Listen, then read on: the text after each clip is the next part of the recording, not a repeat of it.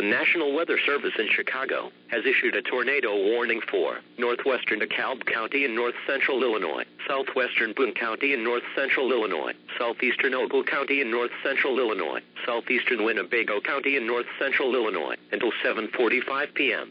At 6:57 p.m., a confirmed large and extremely dangerous tornado was located near Hillcrest, or just northwest of Rochelle and moving northeast at 45 miles per hour.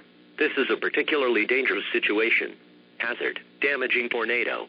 Source, radar confirmed tornado. Impact, you are in a life-threatening situation.